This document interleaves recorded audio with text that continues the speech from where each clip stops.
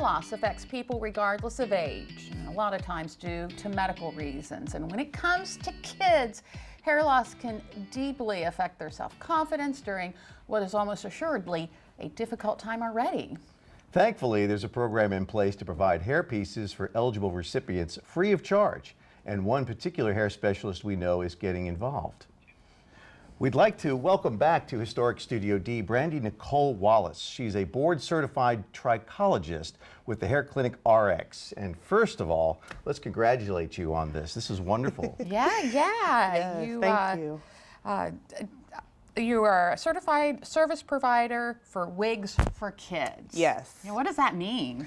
So what that means is we are basically a specialized service location for to be able to service children. So children that are suffering from alopecia, hair loss of all kinds, and there are multiple kinds of alopecia, we're able to provide medical grade wigs, or also known as hair replacements, for these children so that they do not feel as though that they have to walk around with bald patches or thinning hair. So we are certified to be able to provide these services and help them go through the process, also building their self-esteem as well. Sure. How did you get involved with this? How did you get started? So come to find out, there's not a lot of service providers in the area. It's quite a few, but not specifically in the Salisbury area. So I said, who knows? Yeah. You just never know who may need that assistance for their child. Sure. So how does the recipient program work? The first thing you would need to do is go directly to their site, wigsforkids.org. Once you do that, you then pick the service provider location. Once you pick the provider, then you contact the provider, setting up an appointment to meet with them. Once we get acclimated, get the introduction, then you are sent back to Wigs for Kids to apply.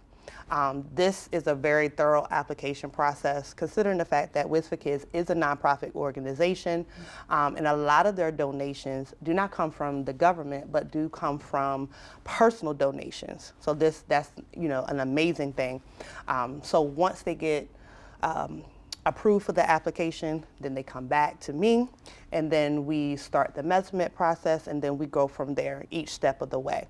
So there's certain steps that they have to take to be able to, after getting the measurements, they'll be able to then from there apply for the piece. It comes directly to their house. It all goes to the recipient, and they just come to me, and then I just apply the wig. Okay. So how does the process of collecting the hair work? How does that go? So they also, Wigs for Kids also have what they call, being able to donate. They have donations. It roughly takes about 20 to 60 ponytails to make a wig. So they're more so also looking for people to actually donate hair as well.